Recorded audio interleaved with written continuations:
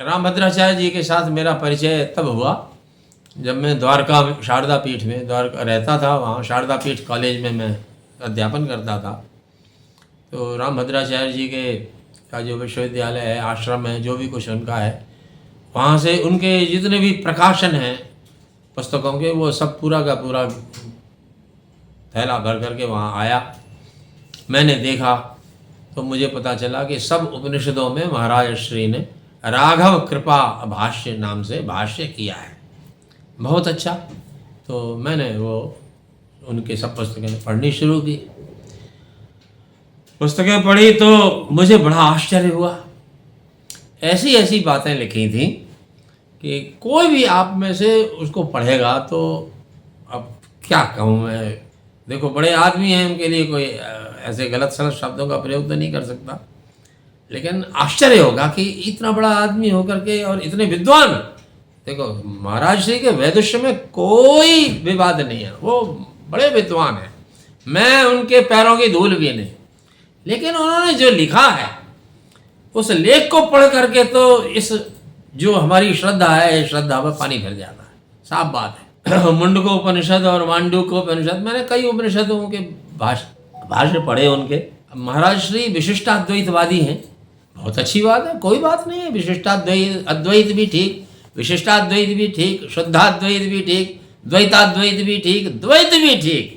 भाई, हम तो सब मानते हैं, सब वेद से निकले हैं और सब आदर के पात्र हैं सब।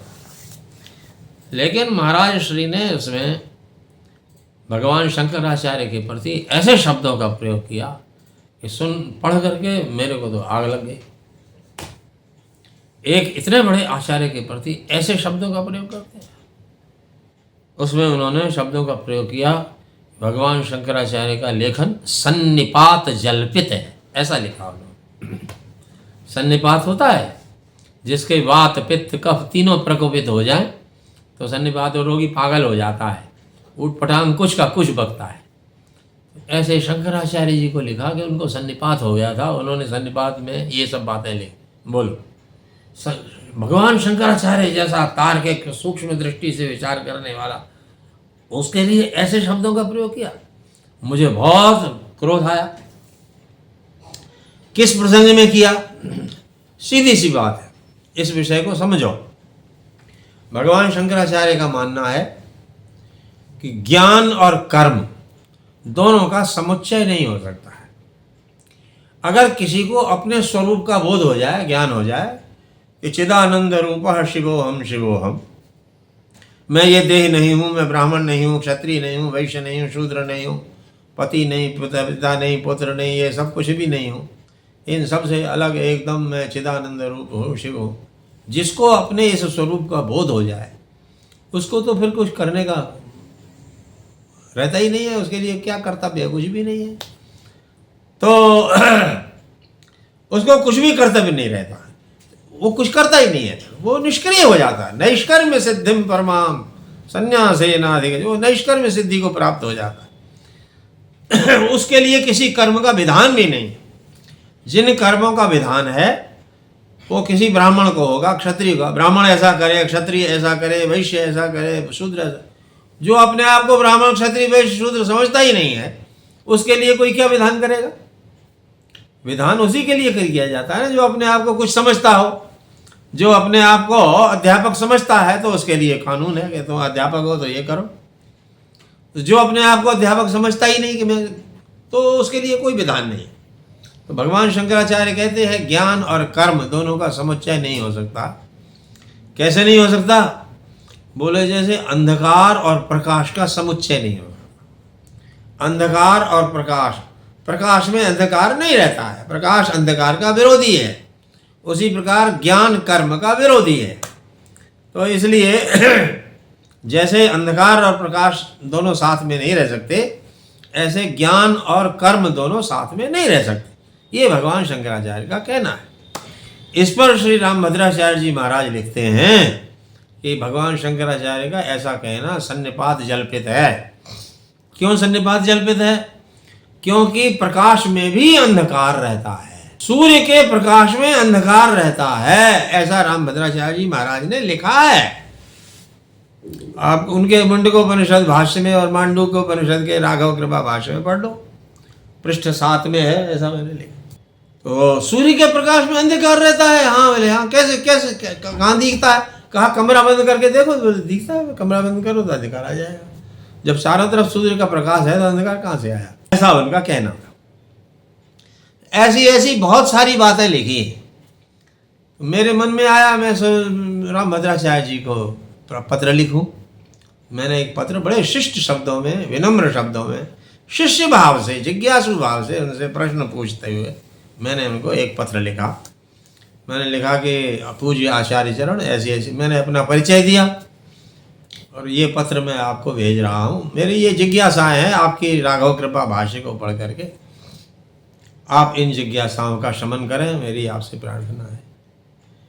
मैंने वहाँ से रजिस्टर्ड पोस्ट से उनको पत्र भेजा, उत्तर नहीं आया। काफ़ी दिन बीत गए, जब नहीं उत्तर आया तो हमने फिर रिमाइंडर भेजा और वो भी रजिस्टर्ड पोस्ट से दोबारा भेजा, फिर भी कोई उत्तर नहीं आया। उधर से रिसिप्ट तो आ गई, एक्नॉलेजमेंट कि हाँ हमको मिल गया। अब हम लोगों ने सोचा कि हो सकता है महाराज श्री तो दिव्य दृष्टि से संपन्न हैं, तो ये लौकिक दृष्टि तो उनके पास है नहीं, तो उनको लोग पढ़ के सुनाते होंगे, तो हमारा पत्र जिसने लिया होगा हाथ में, स्वयं पढ़ा होगा तो देखा होगा ऐसी फालतू बातें क्यों महाराज जी को सुनाए, तो फाड़ के फेंक दिया होगा। महाराज श्री तक हमारी बात पहुंची ही नहीं होगी, ऐसा हमने सोचा है।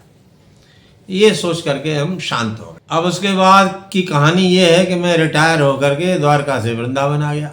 वृंदावन में अपने घर में अपना समय बिता रहा था। हमारे पिताजी के ही शिष्य हैं श्री श्याम सुंदर जी, पराशर जी, अशोक जी शास्त्री वगैरह। इन्होंने मुझसे निवेदन किया कि भैया जी कुछ दिन हमारे घर आकर के और कुछ दिन भागवत की चर्चा हो जाए, पढ़ा दीजिए हमको भागवत। तो मैंने स्वीकार कर लिया। तो मैं उनके घर कुछ दिन जाता था और भागवत की चर्चा होती थी।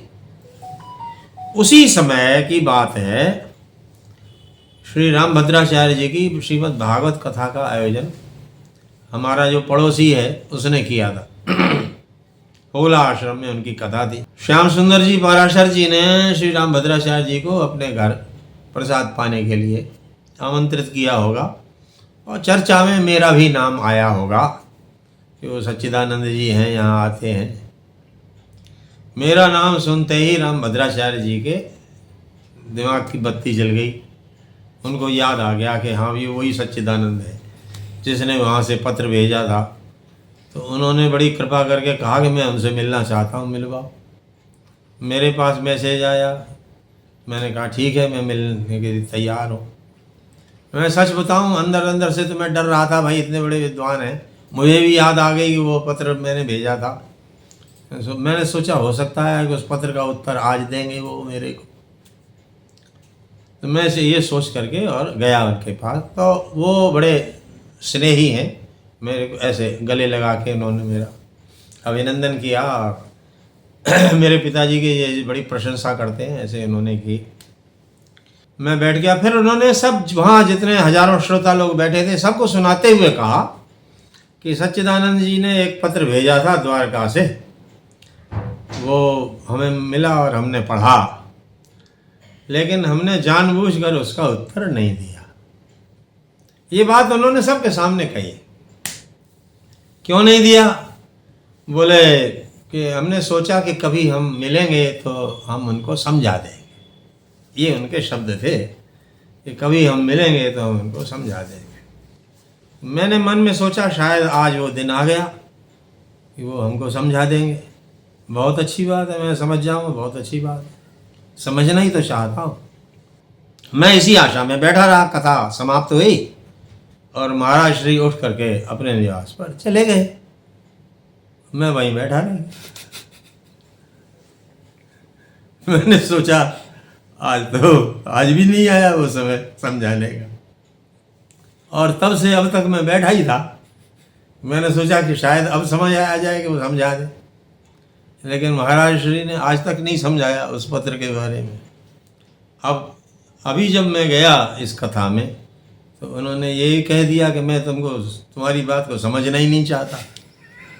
न वो अपनी बात को समझाना चाहते हैं और न हमारी बात को समझना चाहते हैं। तो अब भैया जो व्यक्ति समझना ही नहीं चाहता हो और न समझाना चाहता हो, अब उसके विषय में हम क्या कहें, आप लोग खुद निर्णय कीजिए। धर्म की आवाज चैनल को सब्सक्राइब अवश्य करें।